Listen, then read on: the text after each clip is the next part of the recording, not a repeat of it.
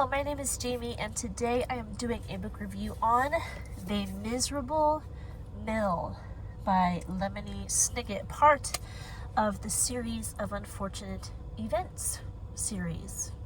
This is a fun one. It is very similar to the previous 3 books, if you're at all familiar with the series of Unfortunate Events. It's kind of dark humor, but they're very witty and clever and fun and kid-friendly. I would say the reading level is right around 3rd grade starting, but when I looked it up, it said 8 to 12 years old. So I'd say start at 3rd grade and on up. But if your kid is able to read it before 3rd grade, go for it because they're a lot of fun. So the story for The Miserable Mill. Mr. Poe takes the orphans. He doesn't even take them all the way to the mill. He drops them off at the train station, and I believe the train, it's been a while since I started this book, but the train takes them to Paltryville, which is where the mill is. They go to the mill, and everything's dark and dreary, and on arriving at the mill, they find out that they are not supposed to just live there.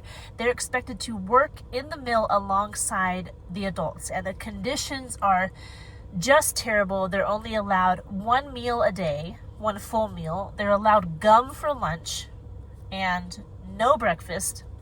And the dormitory has no windows. They work long hours, and they do the type of work that kids shouldn't be doing. It's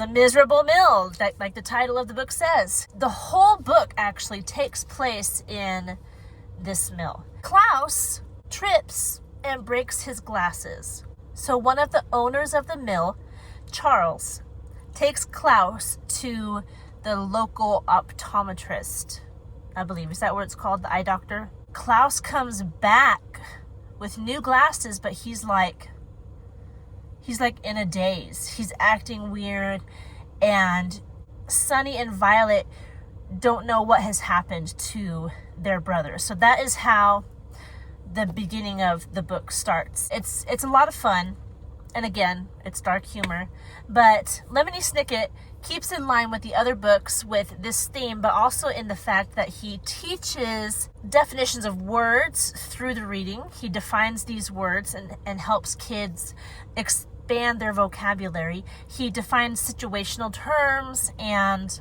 I think it's very unique and clever the way that Lemony Snicket teaches kids while writing this crazy story, because kids reading it don't even realize that they're learning. And I can verify this because I've had people comment on previous book reviews that I've done for this series, and they will say stuff like, I didn't even know that was in there, that those grammar lessons or the definitions of words were in the book. And I'm like, good, because they weren't supposed to be seen as lessons. Me reading it as an adult, I can tell that they're there, and that's what the author is doing, but a kid wouldn't realize that that's what's happening, especially because sometimes the characters will define words to each other, and like if Count Olaf defines a word to Klaus, Klaus is like, I already knew that's what that word meant.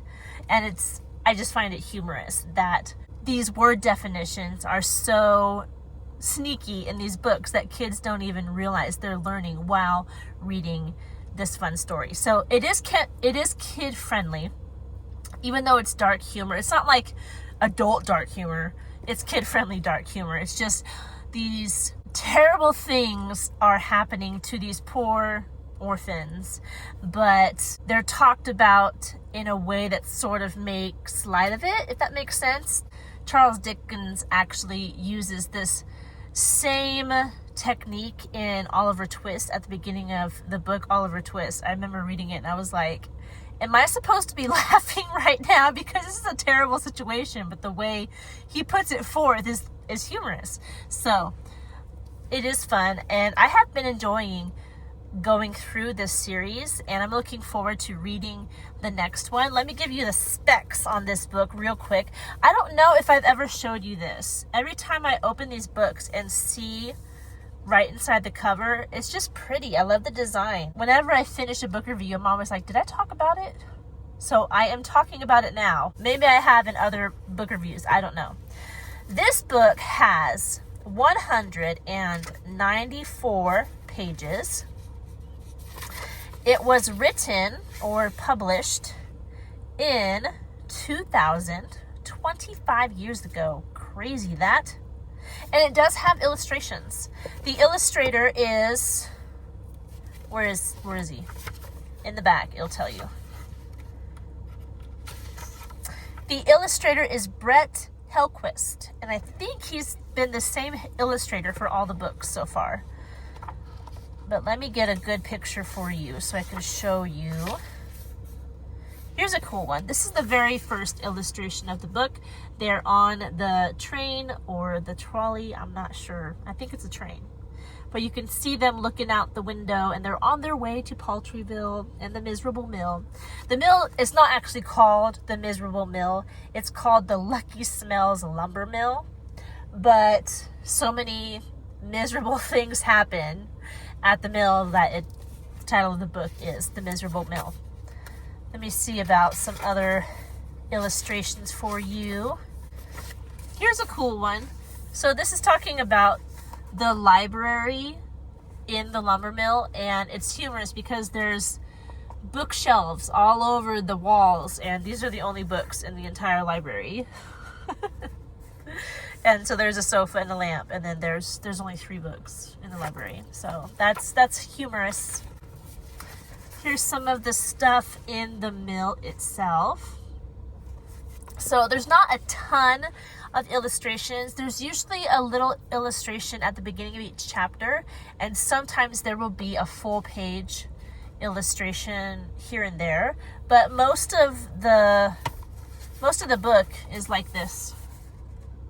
So the words aren't teeny tiny. It's not difficult reading.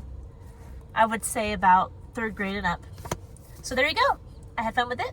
I think your kid will have fun with it as well. Maybe you as an adult will have fun with it. So there we go. We'll be moving on to the next book, and I hope you're doing well. If you have any questions about this book, please leave them in the comment section below, and I'll do my best to answer them. If you want to see more content like this video, subscribe to this channel, and I will talk to you in our next video. Goodbye.